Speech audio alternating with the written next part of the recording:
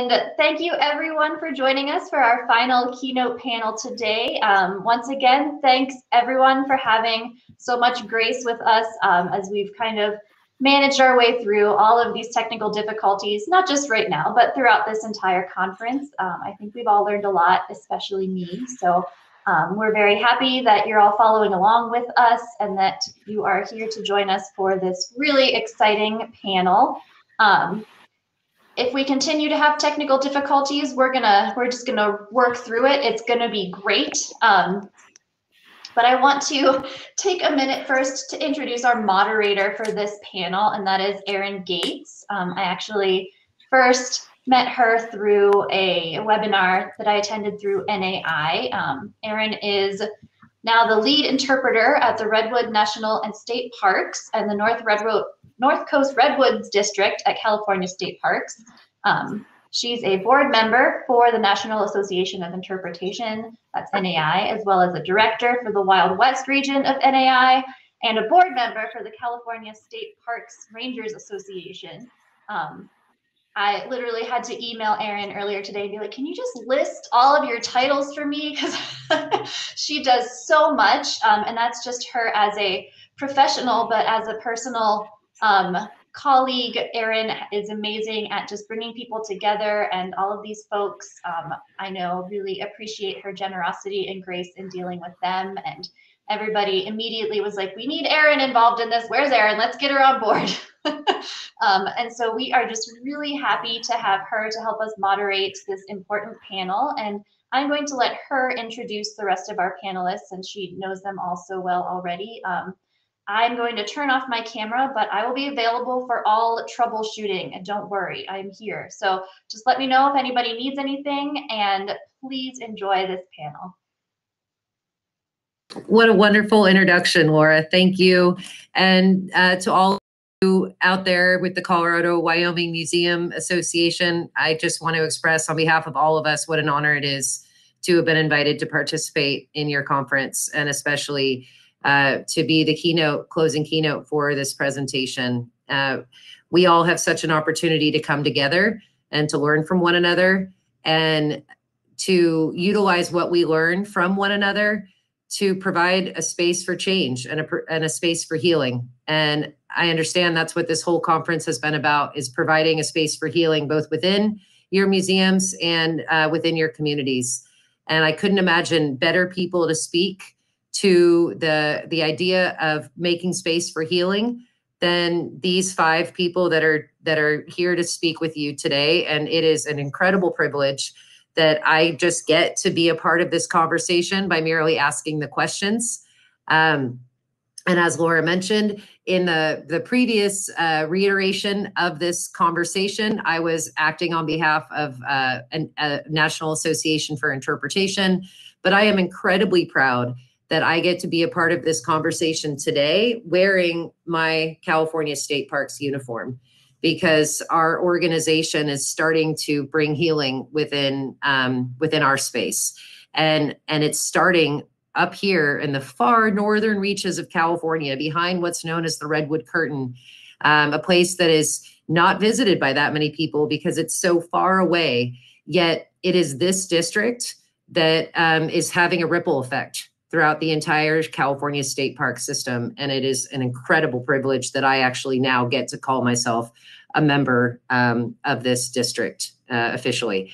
So with that, what I'm gonna do is actually turn it over to the individual speakers to introduce themselves. And I would like to start by asking Victor, if you are available, Victor, to introduce yourself. Victor is the district superintendent for the North Coast Redwoods District. And Victor, please feel free to introduce or say anything else, and then we'll continue to pass it along. Yeah, Victor Belayets, up here in North Coast Redwood District. That district, I've got 22 state parks in that district. It runs from the Oregon border down to Leggett, if you can get a look at a map. We've got 50% of all the old growth redwoods that exist on Earth in our district. We have 15 different indigenous tribes that we work with up here. You're going to meet two members of Yurok Tribe who are awesome partners, and we'll go into all kinds of good stuff that we're doing together. About 156,000 acres bundled in those 22 state parks. And we have a partnership up north that is one of those national models, and that's with NPS working with state parks for co-managing 4 units. So there's 1 national park within that unit and 3 state parks. Erin is the lead interpreter for that. So a lot of partnership stuff in my past lives with parks, involved in partnerships up and down the state, was with one town, and currently we have something going called Redwoods Rising. So partner rich, and we'll get a taste of that when we all start talking here. Thank you very much, Victor. And I would like to just jump back and forth between people that are here representing California State Parks and our other speakers today. And so I would like to actually turn it over to Rosie. Hi, Rosie. Can you introduce yourself? Rosie, you're muted. Rosie Claiborne. I'm the Tribal Heritage Preservation Officer and the Cultural Resources Director for the Yurok Tribe.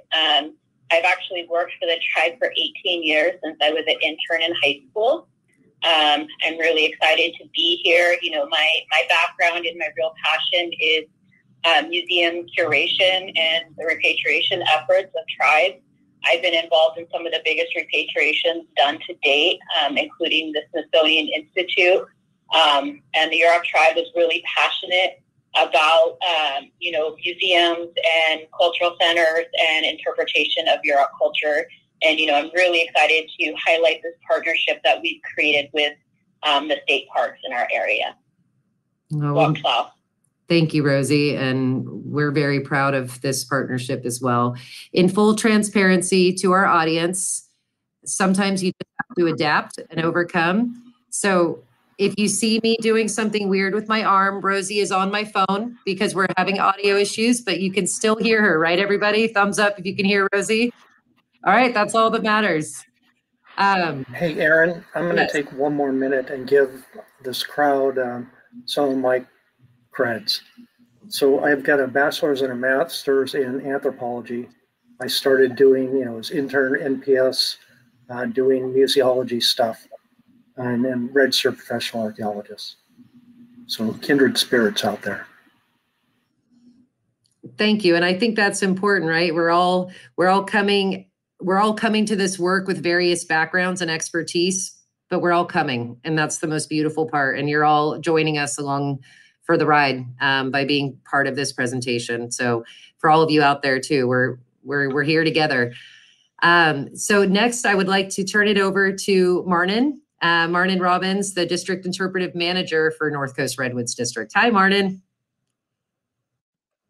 Thanks, Erin. Well, it's great to be here as part of this team effort.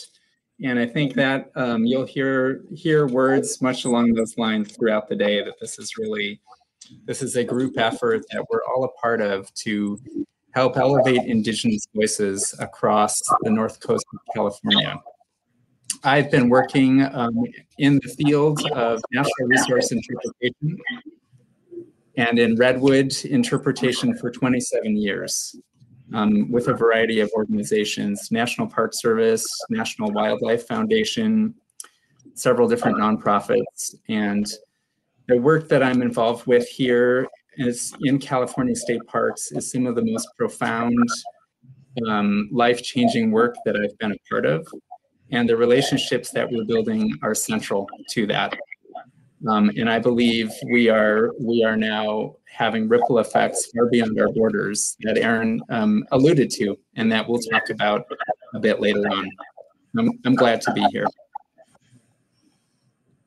Thank you, Martin. And I would like to send it over to Linda Cooley. Linda Cooley, welcome to our wonderful conversation. Linda was one of our original speakers during the Amplifying Indigenous Voices webinar from the National Association for Interpretation, but she has recently gotten promoted to a new position. So Linda, I would love for you to share this exciting new position that you're now in.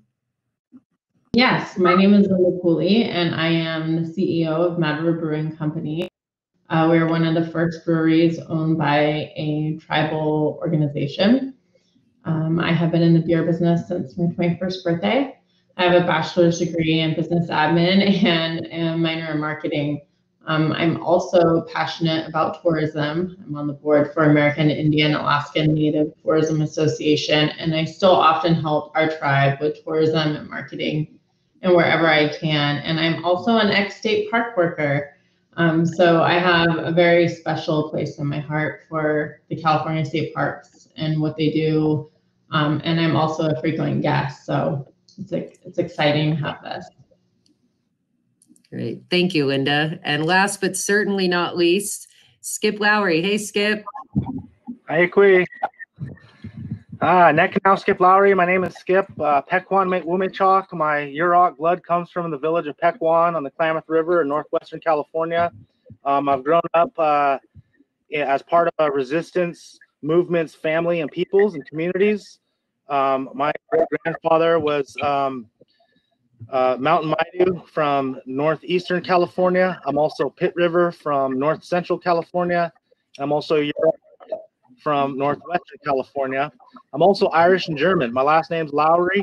I know nothing about that side of my family. My cultural worldview comes from my mom's side, which the Yurok people were one of the last impacted indigenous communities in the lower 48 states because of our ruralness. That's our technology issues still kind of catch up into this rural neck of the woods. So thankfully the geography, I got to send thoughts and prayers to the world that protected us. That's always protected us. That was one of the key elements that stopped European influence on Yurok culture. Was our geography was very, it's demanding up here. It's rural, lots of mountains and valleys. So I'm a singer, I'm a storyteller, ceremonial person. I speak some of the language, been trying to keep that alive. And I'm really happy to be here with you guys. Thank you very much, Skip. And to give our audience an opportunity to understand our flow for this conversation today, we have some selected questions that I'll be asking the panelists to help showcase this incredibly unique partnership that has been established over decades between California State Parks and the Yurok Tribe, and also to talk about what has been realized because of this partnership, especially in the last 5 to 25 years, and how by establishing healthy partnerships, what you're able to accomplish can be beyond what you ever expected to be able to accomplish. So to kick that off, what I really wanted to start doing is turn it over to you, Skip, and you are an interpreter for the North Coast Redwoods District, and you are specifically an interpreter at a park called Patrick's Point State Park. But that park name doesn't really highlight something that's very special that's located inside of Patrick's Point, which is a place called Sumeg Village. And can you tell us a little bit about Sumeg Village and what you do there and what makes that place so special for you? Absolutely. So Sumeg Village is the product, I would guess you'd call it, of 80 years of relationship rebuilding. So European contact, like I said, happened not that long ago in this area. And a lot of bad stuff happened in a very short amount of time because of the worldview, the mindset, the clash of cultures of ownership of land and a lesser people. You know, being able to call somebody else less than and treat them different, dehumanize people. So there was a lot of trauma here in California. There used to be over 1 million Native Americans in California. Now there's like 210,000. So in less than 300 years, almost 800,000 Native American people have been either killed, vanished, or displaced. It's hard to talk about when you're part of a family who survived that cultural oppression and the move and the change and the worldview shift that has effects on the world, on the climate, on society, on humanity's ability to sustain itself. So Sumeg Village is 80 years of relationship building with the state of California. They decided to use state parks as a place to build a spiritual center for the indigenous communities to heal themselves, to revitalize their own culture. And it's one of a kind, I think, in the state parks in California here. And it's also a special place because in just a century, there's been a shift of we want to eliminate the native people and take all of their possessions and erase them and put them in our history books, to we should not do that. We should learn from them. We should appreciate them. We need to have a relationship and not be so clashing of cultures. And so Sumeg Village is a place of healing for the tribes and a place of repairing or establishing a brand new relationship with the general public, a global population. I grew up there watching the ceremonies at 10 years old. In 1990, it was completed. It's a reproduction village. We have houses there. This is a miniature house, Yurok house, split plank.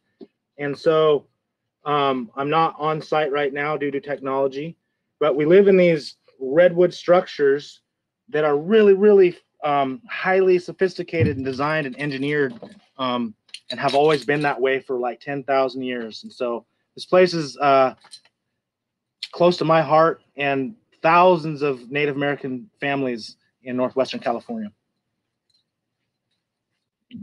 Thank you, Skip. And it's currently, it's a place that is available for the public to see, but can you share a little bit about its availability to be utilized for ceremonies currently by multiple different tribal groups? Yeah, so when I was first learned, I've been involved with the village for 15, 20 years now as an employee of the park at different times and as a volunteer for the community at different times. And okay, I lost it really quick. Ask that one more time because there was something I wanted to tie right to. It's that Sumeg Village is now a place for people to gather and for ceremony. Okay. Contemporary ceremony. Contemporary ceremony, survived ceremony, and historic too, because a lot of these ceremonies, I mean, they're time immemorial. Yurok people were placed in our geography by the creation spirit purposefully. We, in our culture, in our language, in our worldview, harbors the most sophisticated natural resource management and relationship systems to date. 10,000 years of experience living in a place in a sustainable way. They got a lot of traditional ecological knowledge built up, and that should carry some weight in what you build and what you design there. So the again, I kind of go off on little. There's so much to talk about. Not that long ago, and actually, it's sad in current society. People that are in prayer mode, their most vulnerable state, their synagogues, their mausoleum, their places of worship are being attacked, and it's creating, you know, now that we have media, social media, it's a frenzy. People, it's really bad. Well, that happened throughout Northern California's early colonization. They knew where and when to attack to make the most impact, and it was at our ceremonies when we were vulnerable, when we were in prayer mode, when we were all gathered together and we were focused on something other than war, a ceremony. So it's very heartbreaking to have to say that a lot of our people died during prayers, died during ceremonies, and a lot of our regalia was taken from ceremonial activities and sold to museums or confiscated into personal private collections. Sumeg Village is a place that is one of a kind where now we are protected. We have law enforcement rangers who, if anybody were to come into our sacred space of healing and prayer, we are protected now. We have a relationship with the parks, and that's not allowed. The outside community that has different perspective can't just come attack us at that place anymore. So it's a very, very sacred site that is healing a lot of the historical trauma of colonization and racism and eugenicism.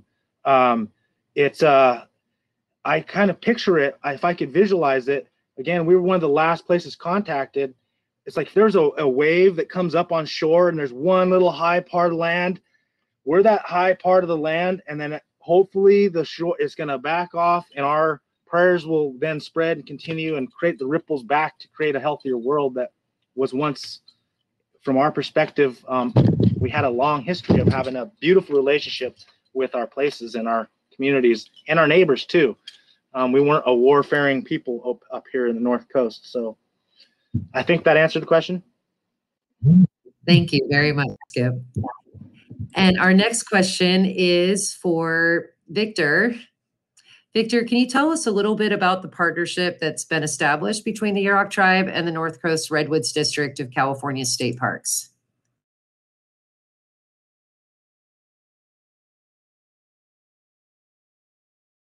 Oh, yeah, thank you, Skip, for going through some of that stuff. So partnership with Indigenous groups up here. We're, government agency, state controlled, state park system. Skip had talked about, when this Sumeg Village actually came to fruition. It was in 1920s that folks started talking about it and looked at different locations. There was a decision made to do it over at Patrick's Point. What's interesting, we have some Indigenous interpreters, younger, who have been going to Sumeg all of their lives. And as kids, going there for contemporary ceremony.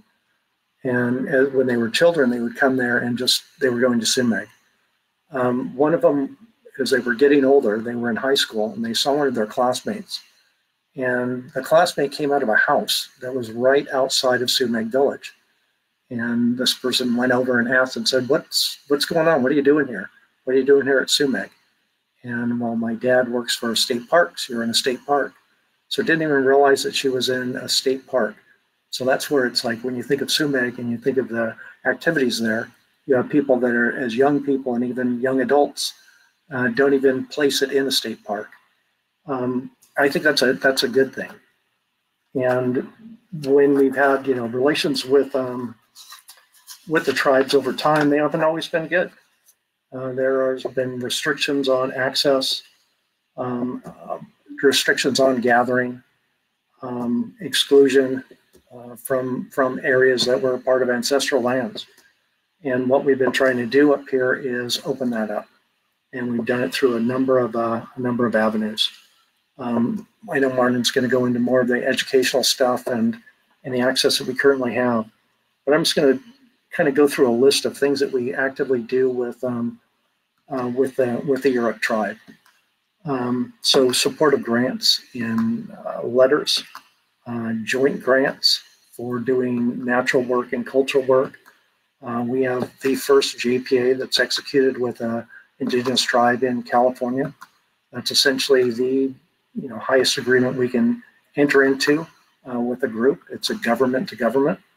We support youth crews, tribal youth crews, working at Sumeg, working at other places. We have Indigenous people on facilities. We have them in interpretation. We have them with visitor services. We have gathering permits. So if you look at national parks and what they're able to do for allowing Indigenous people to gather materials for whatever that might be, we facilitate that. We make cultural wood available. In this area, redwood is very important, and it's something that has not been available to Indigenous people on a regular basis. We've made it a point to make that product available. I have an elder that talks about redwood as their brother, and so we're able to unite folks again for cultural purposes. We've established passes. You can go into tribal headquarters. You can get a pass. Indigenous folks and tribal members get a pass and go into any one of our parks up here in the district. Rosie, and I'm not going to talk in detail of this, but the relations we have with regard to NAGPRA, it's a smooth operation where it isn't It's tougher in some places, as many of you museum folks may know. And one of the things that we do that I'm most proud of is we support contemporary ceremony. So at Sumeg, you've got flower ceremony, you've got brush dance that happens there. And for Yurok people, they're healers, and they have a world renewal ceremony every 2 years, sometimes referred to as jump dance. And instead of resisting and putting restrictions on folks, we partnered with folks, and we have staff and lots of members of community that support it. One of the things that we look at, and you think of yourselves, or I think of myself as a bureaucrat at times, and I've got lots of policies and rules and laws and all that stuff. And a lot of what we do with the tribe and tribes is we deal with human beings. If I'm going to talk about, I'm going to talk to the Tipo with the Yurok Tribe about a NAGPRA item, what I'm going to do is call Rosie. I'm going to talk about, the operation of a visitor center, or, a marketing of something, or a joint program. I'm going to call Linda. And that's the same as just the relationships that we establish with other human beings. That's what we're doing. And the work that we're doing up here is enriching, and it is fulfilling, and it's a joy. You have some of my favorite people on the screen right now. So that's enough for me for now. Thank you, Victor. And a theme that I was hearing you express, and during our planning of this conference, you had a quote that you said out loud that I thought was very powerful, and I just want to repeat it, where you asked the question, how much power are you willing to give up? And so on the side of the bureaucrat, as you called yourself, it sounds like in your ability to relinquish power, you have made space for a relationship to exist that would not be able to exist had you held on to so much power. Yep, and Rosie's going to express what that looks like from not my seat. Thank you for that. And one more thing, and I jabber too much, I know. No. But a lot of this thinking, it's like when I'm working with tribal members and political entities, indigenous tribes, start with a yes and start by listening. And as I said, I like to jabber. I need to stop jabbering and listen. So we've had, with folks on this screen, we've had some hard conversations. And we talk about some truths that are not real pretty. But you listen and you understand, and it gives you empathy. And when you start with the how can we work this out, and this little login does all of the rules and regulations and all of the policies, and then you come from your heart, and that's when real work begins. Yeah, that shift is essential, the shifting from the head to the heart, as you just said. All right, so our next question is going to come to you, Linda. And I am wondering if you could just tell us a little bit more about the relationship that the Yurok Tribe has had with California State Parks over the years, and perhaps share a bit more about your own personal relationship with California State Parks. You mentioned you had worked for California State Parks before. How has this relationship evolved over time, and how have these more recent partnerships and projects affected that relationship? So since I can remember, it's not been a good relationship. We would drive by the parks, and it's frustrating when things are locked up and we can't hunt, we can't fish, we can't gather. They're dictating things, there's untrue facts up there. We used to drive by when I was a little girl, and my dad would tell me, that's our land. One day we're gonna have it back. I would take you fishing there, but we can't go. And we would get into other stories, but it was a painful experience to hear him, and you could hear the pain in his voice because he used to go there when he was a kid, and they would have to sneak on there and get what they needed for whatever it was, food, gathering. And when I was 18, I went to work for the California State Parks at Richardson's Grove, And it was pretty amazing how many people had felt like they have never seen a Native American. I was doing some campfire programs and canoe tours and some stuff around the park, and I had on Yurok jewelry, and they asked me if I was a real Indian. And they would want to take a picture of me or comment they've never seen a real Indian before. I had people ask to touch my hair. It was something I wasn't really prepared for, and it was a little bit humiliating, and I was in shock. I just moved from Wichipec, one of our part of our reservation, where it's very limited population. In my area, it's like 180 maybe, and so it was a little terrifying to think that people thought we didn't exist, and it hurt. And all I grew up with is knowing that we're proud, and in Northern California, a majority of our population is Native American. And so it's been a tough partnership, but now things are changing.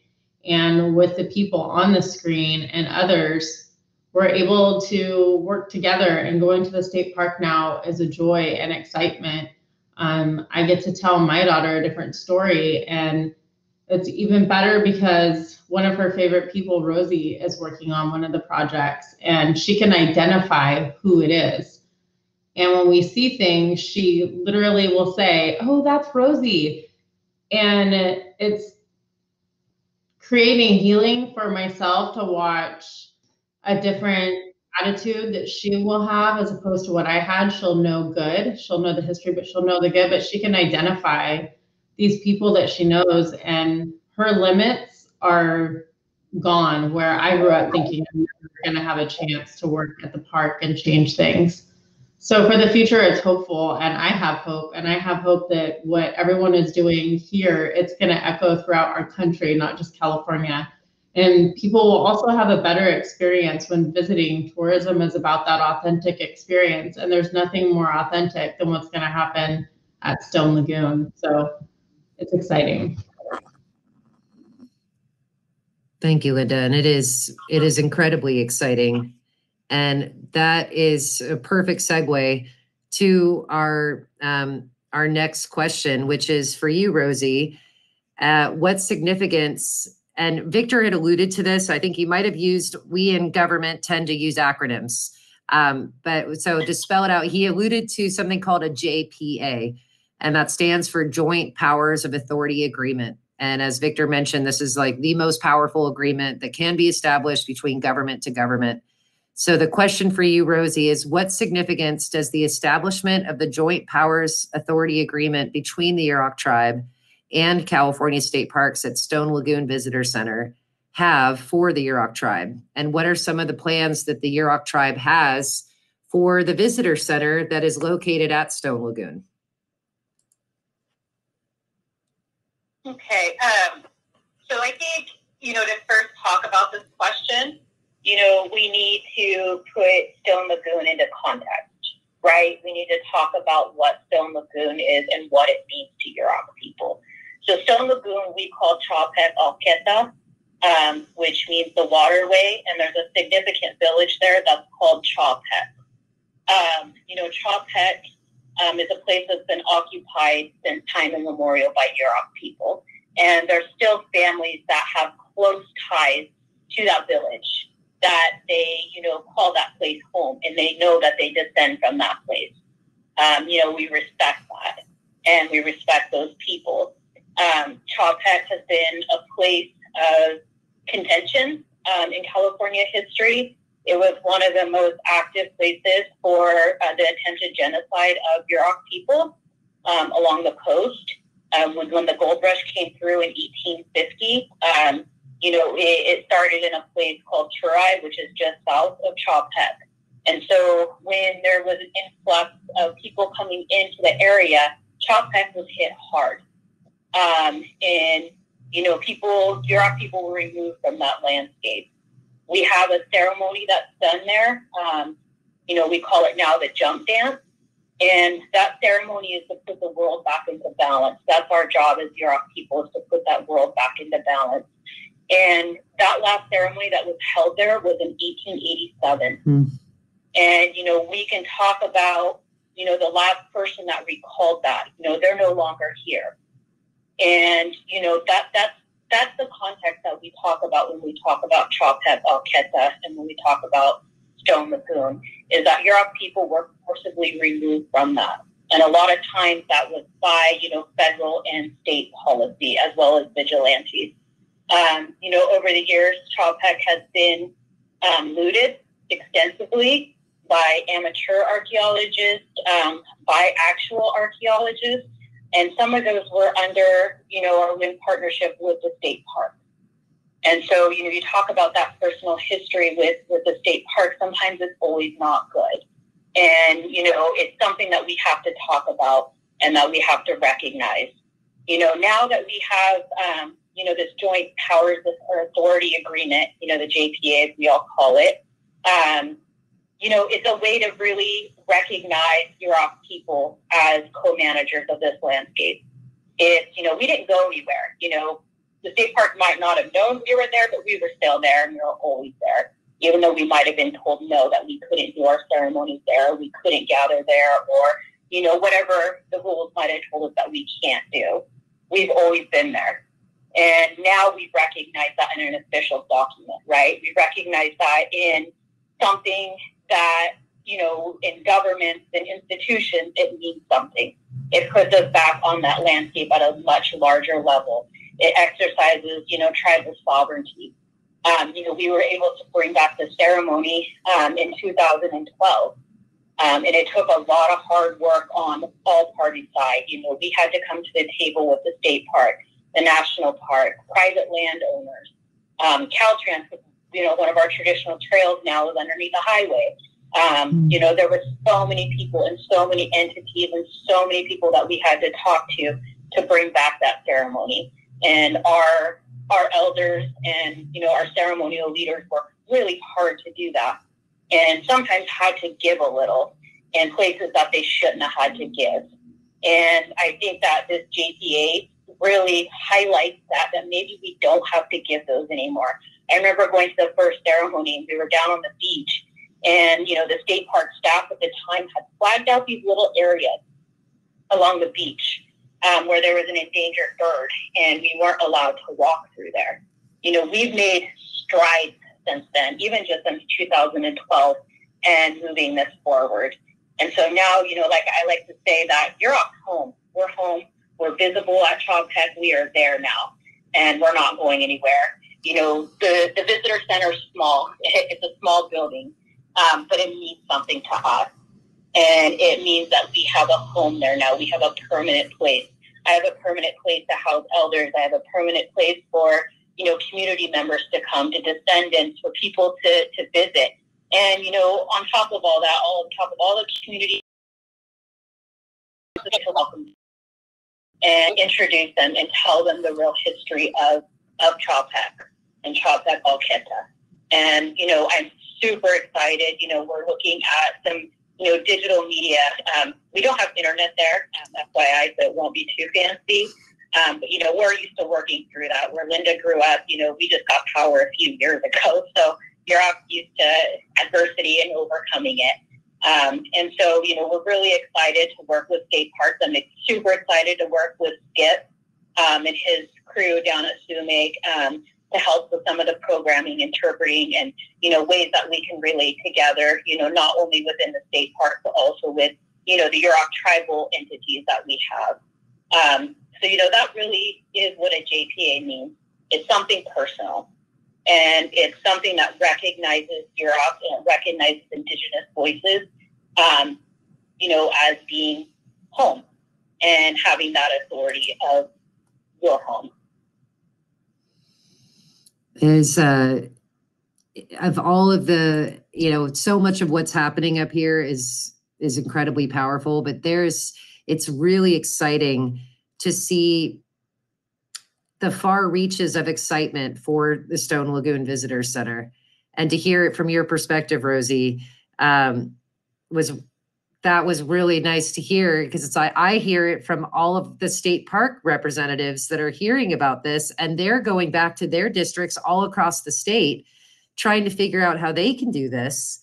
And I know that Victor has gotten several calls from organizations all across the country asking how they can do this. And so it's exciting times. And I think we hope that all of you out there in Colorado and Wyoming, when it's safe to travel, that you will consider coming out. Okay. Did you want to add something? Yeah, what I wanted to say was, in the past, we've had state park personnel, and not necessarily Indigenous, talking about these places that are special and characterizing. So, you can come to Stone Lagoon and there I would be, let's pretend. And this is what I think the Yurok people might have thought about this, and they might have done this. And then we have Indigenous people telling their own stories in a place that they have control of. And it's huge. When you go into Sumeg Village, it isn't somebody that looks like me talking about what culture might be like. There are people that are experiencing contemporary ceremony there, that are contemporary Indigenous people talking about their lives, talking about their history. We're not storytelling for somebody. We have the right people talking about their lives. And it's, and once again, enriching. Definitely. And Rosie, you had mentioned your background and your experience that you have quite a lot of, and I think this is that background and experience that you have can really help lend a really important voice to this conversation, just in general about displaying a typical museum experience. So my next question for you is, how do you feel about the typical museum experience and the displaying of Indigenous ceremonial items? And, perhaps after addressing that, we could, lean into the Stone Lagoon Visitor Center and how it's going to be providing a different experience than what you might find at a typical, and I'm using my bunny ears because thankfully that's changing, but it's changing slowly. So how is the Stone Lagoon experience going to be different? So I think first, my background really is in museums. Like I have a master's degree in museology from the University of Washington. My life passion is repatriation, and I'm pretty open about that. And, growing up, I grew up with a family, much like Skip, that went to ceremonies, that participated. Some of the ceremonial leaders now talk about my great uncle as one of the regalia caretakers. And, when they started these ceremonies back up, they had to always have his approval and they always had to have his help. And so, I've always come from it with that context. Like I've grown up with our sacred items, in my life. It's something that I never had to experience not having. And, when I became a little bit older, you start doing the school trips, right? Like we all did. We went to, museums, local ones here. We have the Clark Museum. We have, Trees of Mystery, which is a privately owned museum. We have Delmar Historical Society. And as a kid, you start to walk in and you look around and you realize these items don't belong here. They're sacred. They're not meant to be on display, let alone be owned or caretaken by somebody outside of those ceremonies. I was always taught that each one of those items is alive. It has a spirit. When the person's making them, every bead that goes into a basket is a prayer.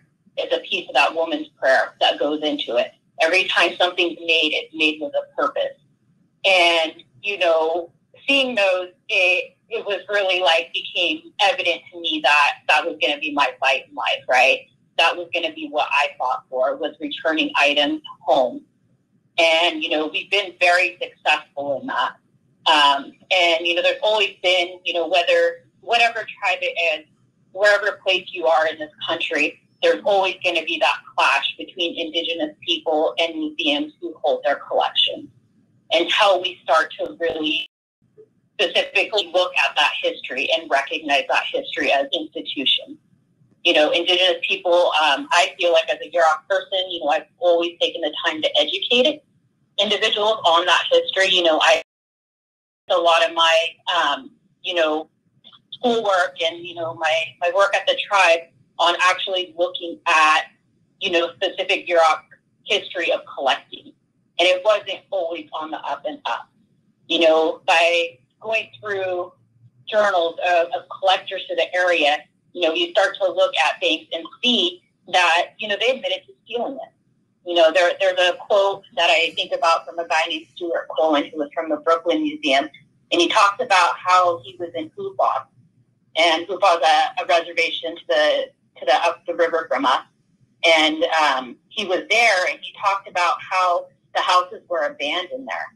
Well, yeah, because, it was a detrimental time in history. And then as he left Hoopaw, he came down the Klamath River, and he stopped at a couple villages. And he talked about how those houses were still occupied, unlike Hoopaw, that there were still Yurok people living along that river and in the villages. And he said that everybody was away for the day, right? Everybody was out doing their chores, collecting, hunting, gathering. And he walked into their house, and the fire was still going.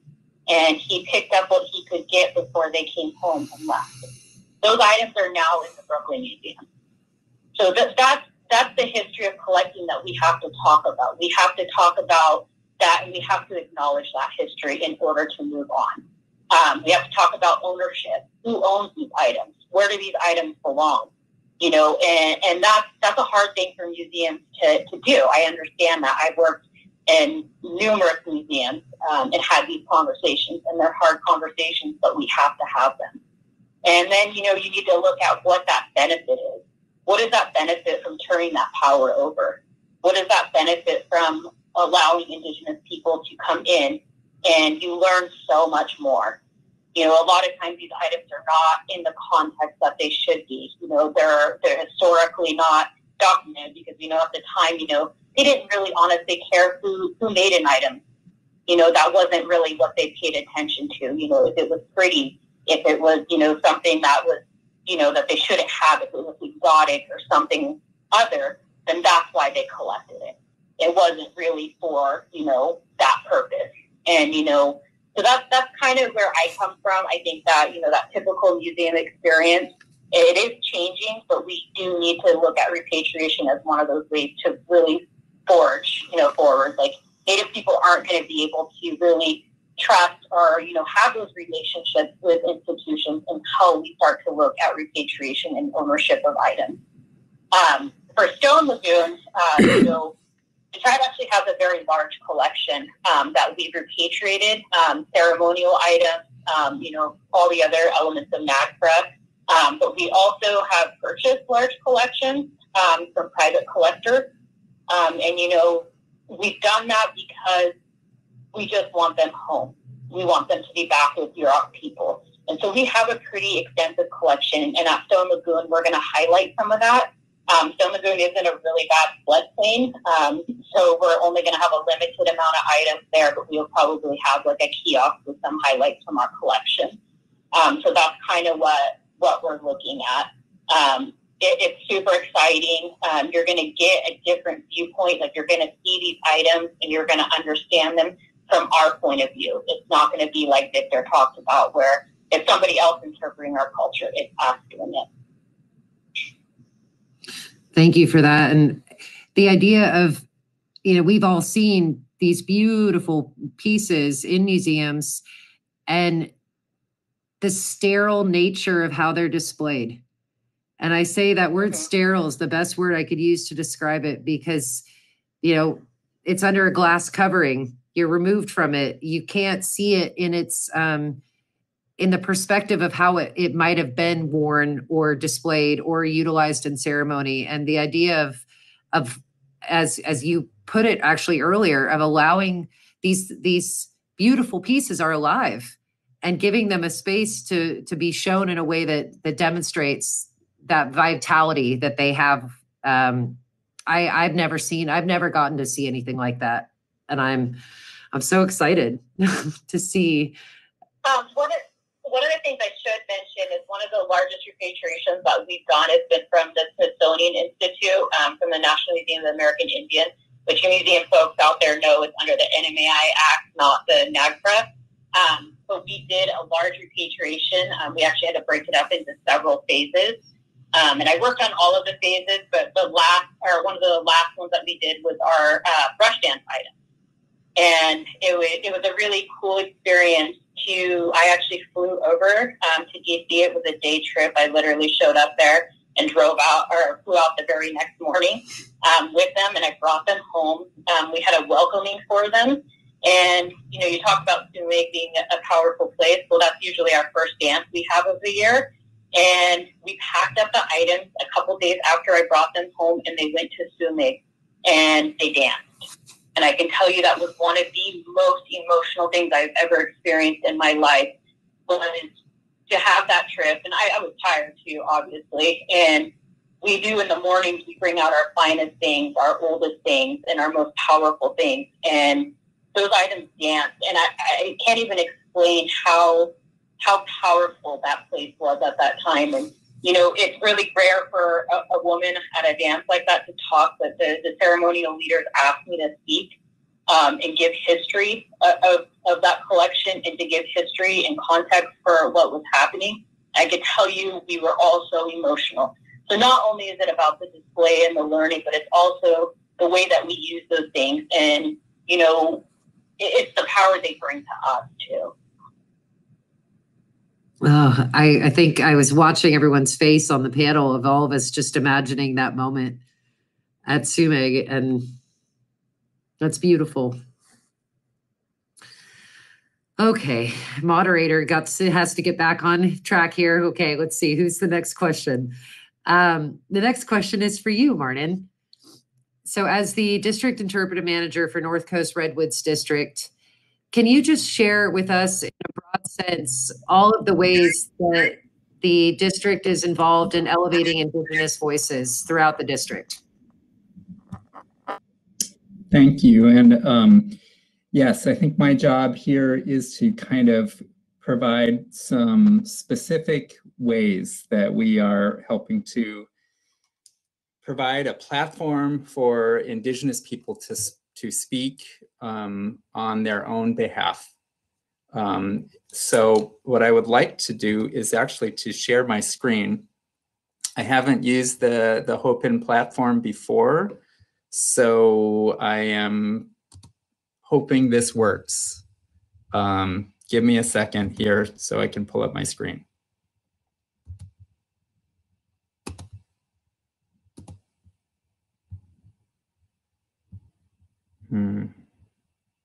Nope, not that one. We'll try one more time.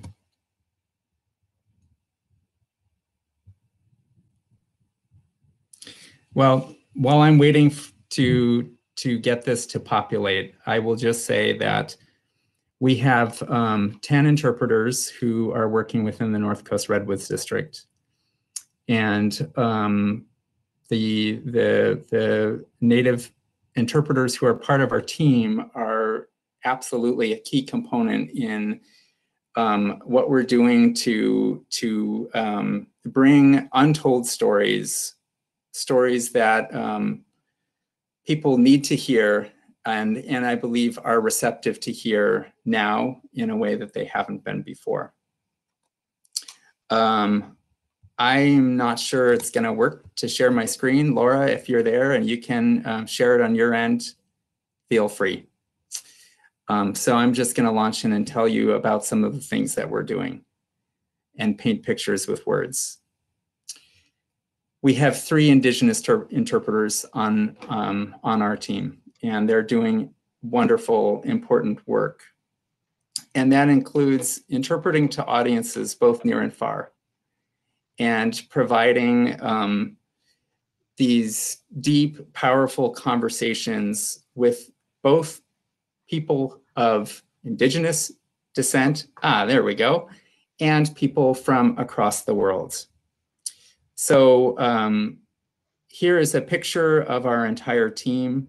Again, as Victor mentioned before, there are 22 parks in our district. We have about a 4-hour drive from one end to the other, so we're really spread out. Go ahead, Laura, you can go to the next slide. The stories really begin with Sumeg Village. And Laura, are you able to toggle to the next slide?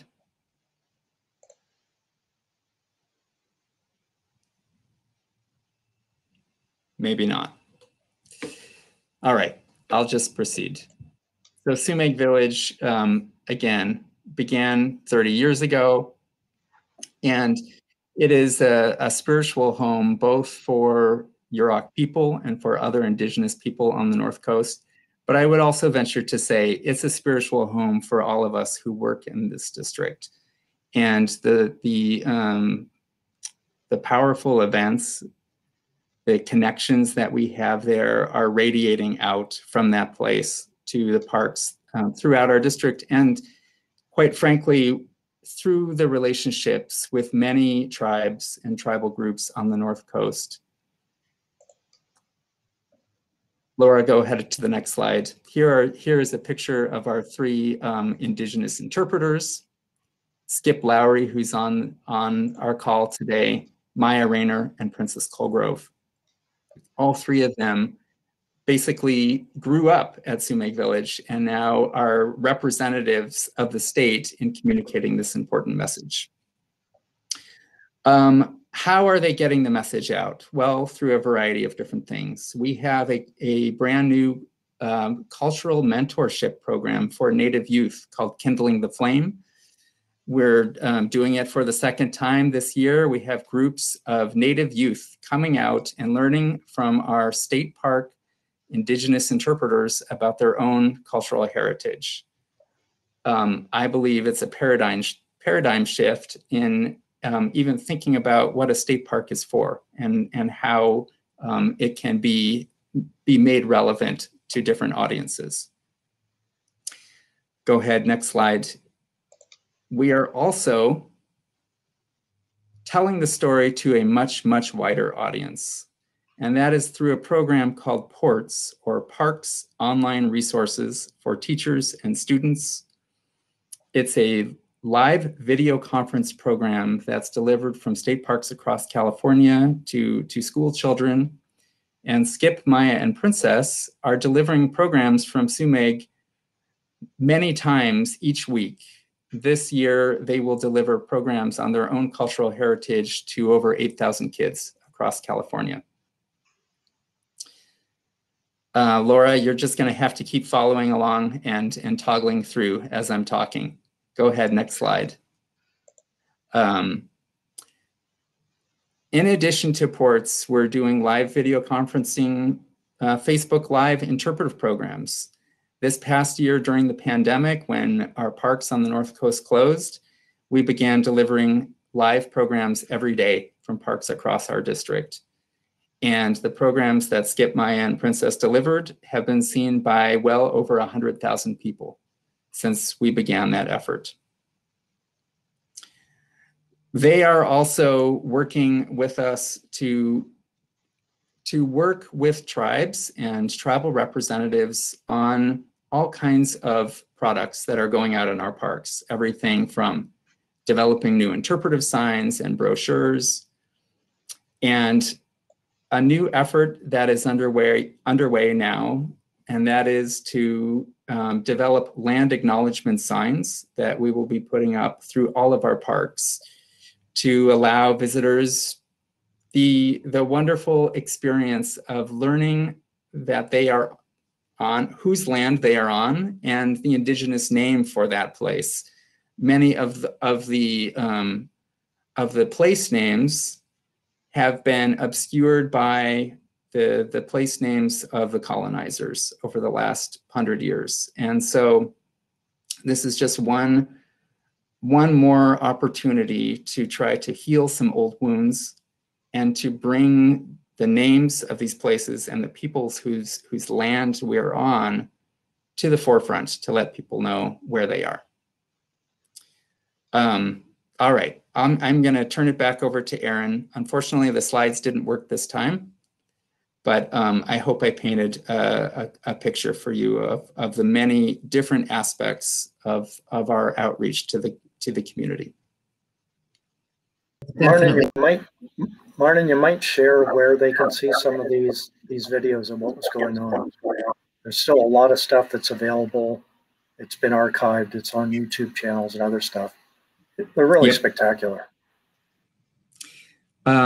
We have our Facebook page is the North Coast Redwoods District of California State Parks. And we have programs there multiple times a week. Skip is often on there on Sundays. We also have our own YouTube channel, again, North Coast Redwoods District, California State Parks. And on there, we have probably over 100 archived videos of them doing just incredible interpretive programs. Actually, one other thing that I want to just mention. We are working with another tribal group on the North Coast, the Blue Lake Rancheria, who has developed a curriculum that is now being utilized in classrooms across the North Coast, specifically teaching California state standards through an Indigenous lens. And the videos that Skip, Maya, and Princess have produced are now integrated into that program and are being used in classrooms, teaching Indigenous kids in classrooms about their own tribal heritage.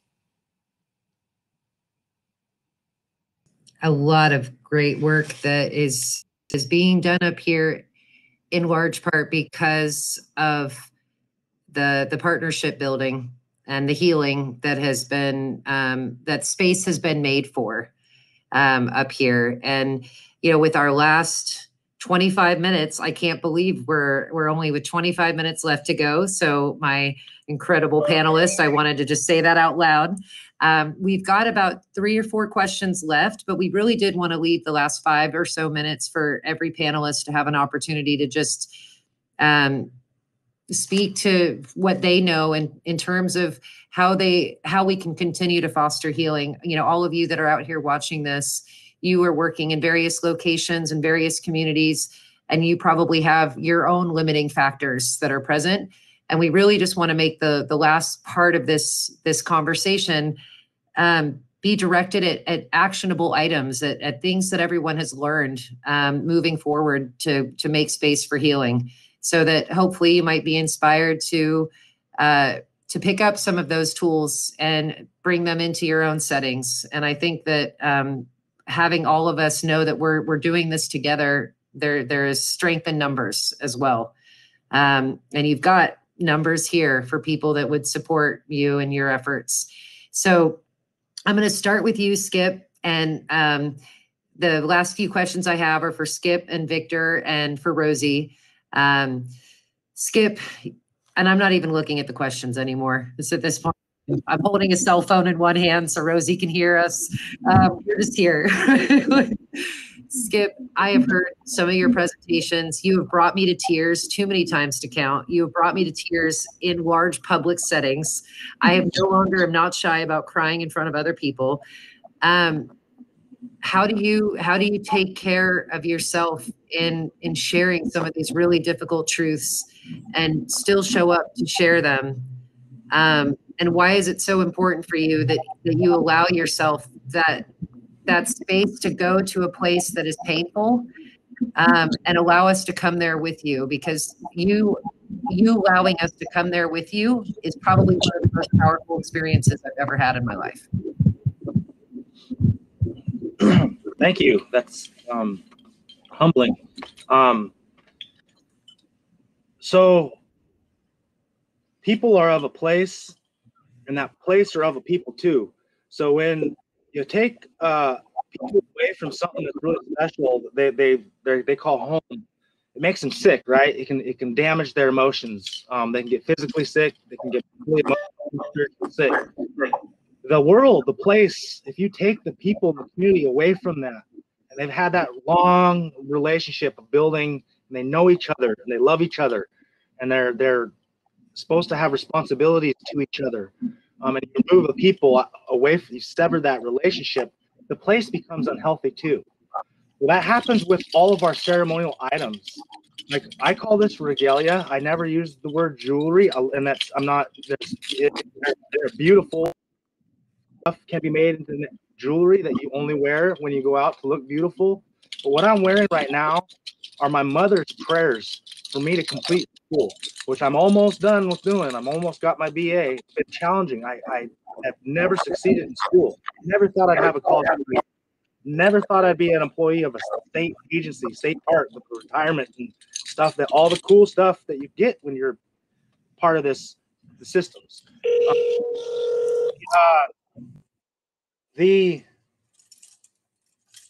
How I am able to, this is a abalone shell necklace. Those are the prayers of my mom for my boys. And when they wear them, the prayers resonate out eternally. So whenever my mom's gone, she's still here, thankfully, her prayers are supposed to be able to be touched and held and listened to by my boys. When those ceremonial and that sacred relationship is severed, and your cultural items that have a will and a desire to sing, they have a purpose, they were made with intent. Just like the Yurok people were placed in the geographic space, Northwest California along the Klamath River, from Little River to Kapay, so Strepora to Kapay and up to Wetchpoos. Those are the kind of a territory of villages. When you separate that, these get sad.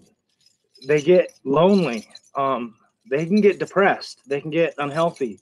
And when you feel that, when you know that, when you've been raised to understand that you have a responsibility, you don't have a right to turn around and not do something better to help your community be better. You have a responsibility to be engaging and to try to help whatever you can. And so it is hard, it is challenging, but I kind of don't have the choice. It's not my choice, it's the calling.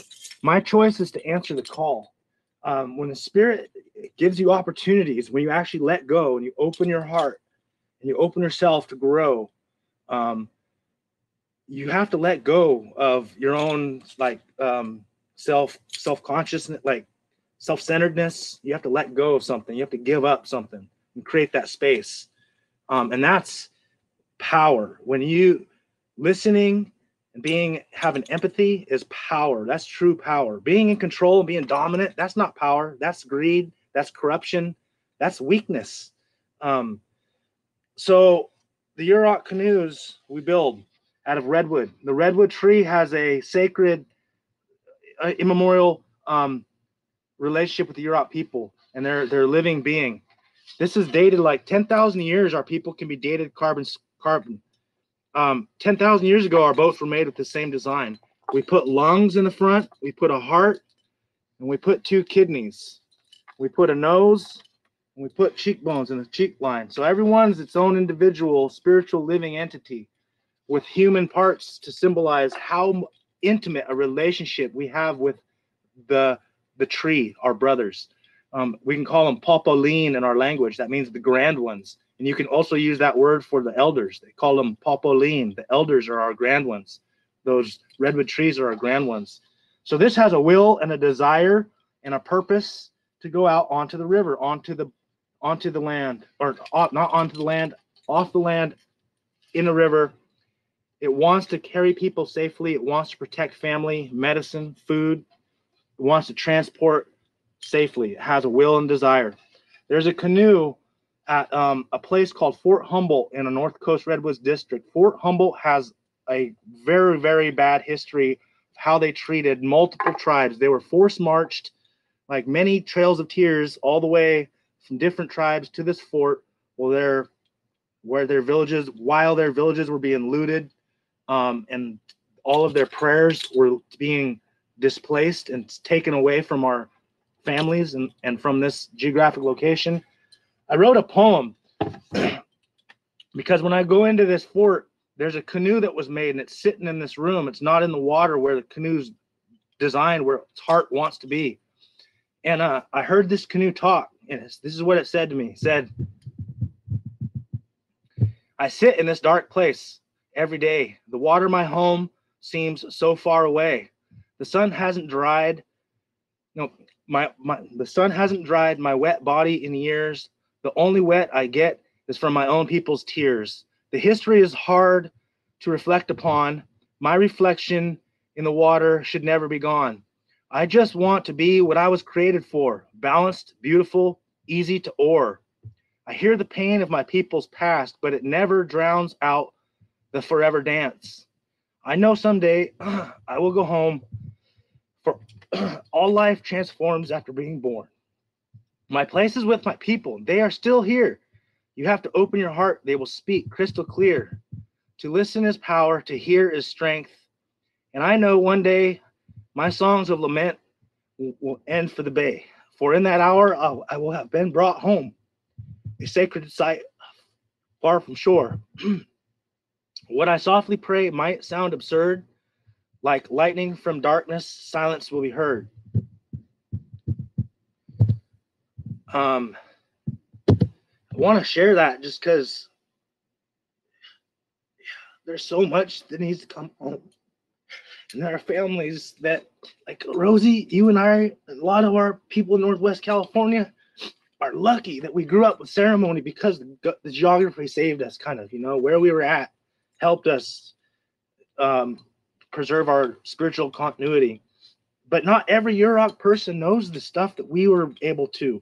What's happening right now in state parks with this joint powers authority is that canoe that's been stuck in that place for so long crying has the opportunity to go and get out in the water and go back to lagoon, go back.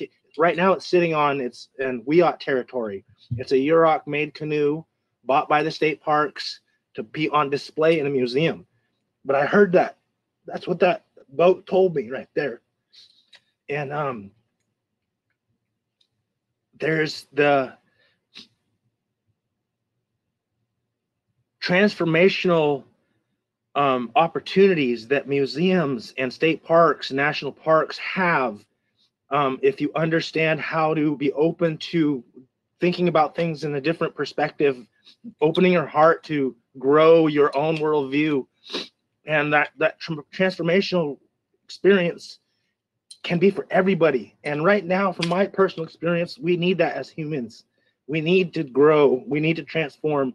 We need to learn from the indigenous people across the globe who have the longest standing relationships with their places, their homelands. They have the traditional ecological knowledge in their language, in their ceremonies, in the way they create canoes and their designs.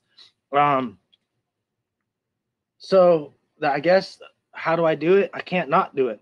It's too important for humanity's sake. I have to do my best, and it's not easy. It is challenging. And it's scary. I'm scared to come out here and cry in front of people.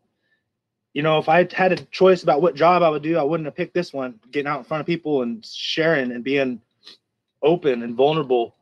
But if I want museum administrations or any institutional system to grow, I have to challenge myself to be strong enough to grow too, and show them that you got to show them how to do it sometimes. And so that's why I do it and how I do it. And I can only do it because I have a team like I'm a part of here. So growing the team is really important. Having the minds of the victors, the hearts of the victors, and the capacities of the Erins and the hearts and the minds of the Erins and all of our team. That's really special about our district. But I know that there's special people out there, and this can be reproduced. It's just the start. The future's ahead of us. We need to discuss the short amount of very, very violent history of displacement of indigenous people, and that will create. So testimonial justice is the first thing. If anybody wants social justice, the first thing you got to do is listen to someone's story. If you want environmental justice, you got to listen to Mother Earth and act, right? You got to be in a relationship. And so testimonial justice will lead to social justice, and that social justice will lead to environmental justice, which the Yurok people have in our ceremonies since 10,000 years ago, and we're ready to share a lot of that to continue all of humanity living on this world. Quichua, I do want to say I'd like to close with a drum song, if that's an opportunity at the end. Idea, and of course it is an opportunity. So everyone that is on our we're going to save the last minute or two for a song. So I hope you will stay. That'll happen in T-minus 10 minutes. Skip, that was mind-boggling and beautiful. And I just want to make sure you're seeing the comments. There's been some very Janice and Caitlin. This is it. This is inviting space for powerful conversations, and probably the most powerful we've ever had. So I'm making an executive decision, everyone, as the moderator. Rosie, I'd like to make sure we have time for your last question. And the other question that I was going to ask, and I'm letting the audience know this because I really do want you to know, I think everybody on this call cares so much about this that I think we would all be happy to have you find a way to reach out to us after this conference if there's something that you need to address. But if we have time, I'm also going to ask Victor what steps he has taken in his own organization to work through his limitations. Because as I'm sure all of you are sitting there thinking, you're like, this is beautiful. We wish we could do this. And Victor has worked through some of those buts. You know what I mean? Right. So Rosie, I am going to turn it to you. And I just want to ask you, how do we replicate favorable conditions that have been established here with other tribes? Like if you were to be giving some advice out there to all of these people at various levels within museums in Colorado and Wyoming, what can they do to start building and fostering healthier relationships with their local tribal groups in their area?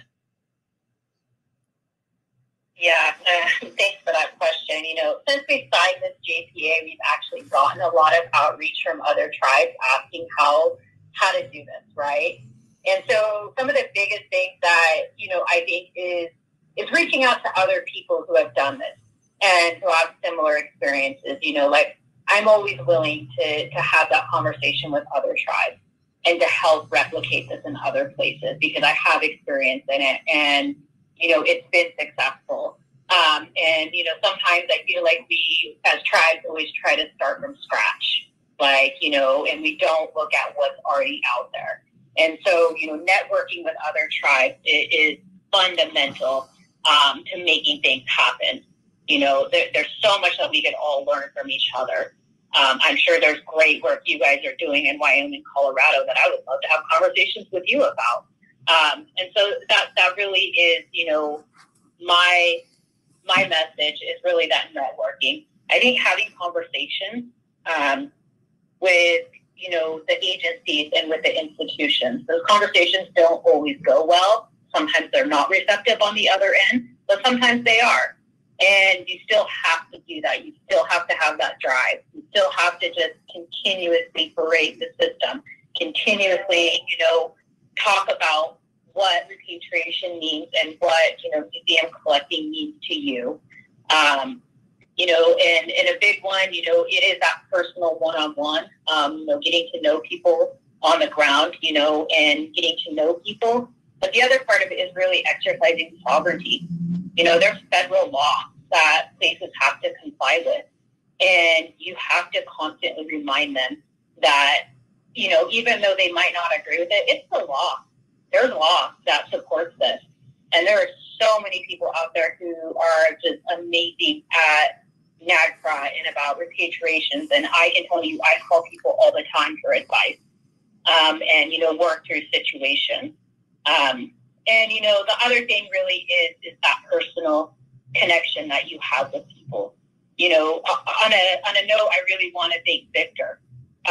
You know, I can't even express, you know, like I said, I worked here 18 years.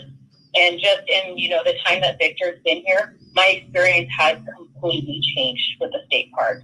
You know, we've been fostering those relationships for so long, but, you know, having Skip on staff, full-time, regular interpreter dedicated to Sumeg, that is amazing. Like, I mean, that is a feat that we've been fighting for years. And I am so glad that that happened. You know, Victor's complete, you know, support of Yurok and other tribes. We have now Redwood canoes that are being built all over Yurok territory. There's a whole canoe culture that's revamping itself. And it has a lot to do with Victor and Victor finding a way to say yes rather than no. And, you know, with, you know, accessing state parks or even accessing land, you know, sometimes you have to pay to get in there. And believe me, my elders don't like to pay. They get mad. They will throw a fit. Victor's found a loophole, even though it's not the permanent change we want yet. He's found a way to make that happen here in our area. And the experience of going to a state park is so much different as a tribal member. And I do want to say that Victor was recently recognized through the State Park Directors Award for Vision and Leadership Award. We just watched the video. I think all of us on this panel did, and I can say it was so well deserved. And I'm completely humble and honored to know Victor as a person and as a friend. And I wish all of you had a Victor. And, you know, if you don't, we need to find you a Victor. Oh, and maybe Martin, we could potentially share the link to that recording if you could find it. I'm too busy multitasking. But Victor, we have a few minutes left. There were a few questions that came in, and it's perfect segue to this. So I'm going to let you address this for about the next 2 minutes, and then we're going to turn it over to Skip to let him take us out. And Todd, you asked about specific training for Skip and Maya and Princess, or the interpreters we have that are of Indigenous descent.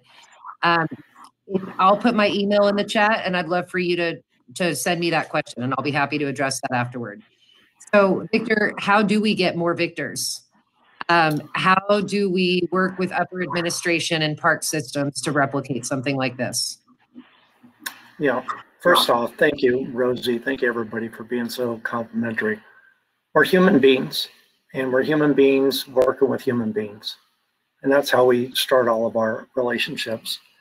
One of the things that when you're looking in a professional environment, and for Todd, for your question about certifications, I've actually had conversations with the person who does the certification for NAI, or NAI.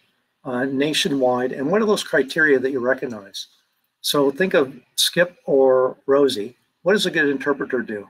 They're able to take information, they're able to present information to folks that may change the way they think about something. As young people, you get in front of people, you share information. I'm just talking about indigenous culture related to ceremony. And you share deep beliefs, you share things that are difficult to understand, and you share those in a public setting. Some of these folks have been in front of crowds and being cultural representatives since they were little kids. So by the time they're 20, 21, 30, they've got decades of experience that's completely transferable to interpretation. So it's getting organizations to recognize those non-traditional forms of education, different epistemology of how you gain knowledge. One of the things that I like to always highlight, that humans are humans, and you go to where folks are, and you establish relationships with folks. And one of the ways to establish that is like, we all eat food. We all wear clothing. What's your clothing like? What's your food like? And when we start to have those commonalities, and then you talk about those things, and there are differences, and this is where people get jacked up a bit. Differences are okay. Let's say it's differences on a horizontal plane, different ways of doing different worldviews. What happens is people take those and they stack it on a hierarchical plane, and they get to better or worse. And I think that it's getting to finding the humanity in what we all do. Rosie talked about some elders don't like to necessarily pay a fee or talk about something. We worked out a relationship with our cultural liaison, Greg Collins, and I hope no aunties are going to be listening to this, but we'll have a conversation. We have gathering permits that we can do. And you have folks that say, I shouldn't have to go and get a piece of paper from some government entity to go to my traditional lands and gather medicine or gather materials that are important to me. And I agree with that. But we've got laws and rules and all that other stuff. We're allowed to grant gathering permits. When Rosie gets word that we're going to have someone coming into a unit somewhere, she can call Greg and we transfer names onto permits so that we're dealing with it and we have a mechanism to allow it. But we don't put people on the spot. There are folks that come to our parks to pray and have spiritual experience.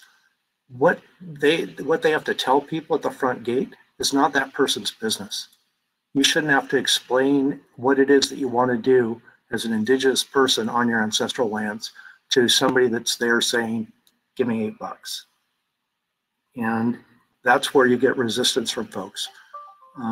Anyway, we have a bridge, and we built a bridge through relationships. We're coming to, all of us, we come into these things on a service plane, and what can we do? Make things a little better on a daily basis. And all of a sudden you've got programs built and you have relationships built and you get more people involved, and then there are other ideas and all kinds of good stuff that can happen. For making that stuff available, I'm in a position, I've been thinking about this stuff since the early 80s, since I was a young person. And there are some wrongs, and you can recognize those wrongs, and then how do you give people opportunity? Hopefully at some point it'll be people that don't look like me making these decisions and giving access. When we bring folks into our organizations, our diverse workforce, who do those folks know? Who do I know? What are those relationships and what are those new skill sets that are brought in? You have to get people that are at levels like a superintendent and sitting in these positions that are willing to allow people to develop relationships. All the good works and all the stuff we're talking about, it's not my noodle that's doing it all. It's empowering people to have tough conversations, to think outside the box, and then looking within your organization's rules, regulations, policies, how can you get to the yes? And it really is, you have to build that relationship and you have to want to get there. I can guarantee I can put a cap on just about anything, and I can justify it with rules, regulations, policies, or laws. Skip's getting ready here, so I'll be quiet. If anybody wants to get a hold of me and talk further about this, there's willing to do that. Go ahead, Skip. It's a good luck song for everybody. It's a Paiute drum, Pit River design, Yurok song, Irish, German, Indian mixed guys singing it. So singing for everybody, and good luck in wherever you guys go.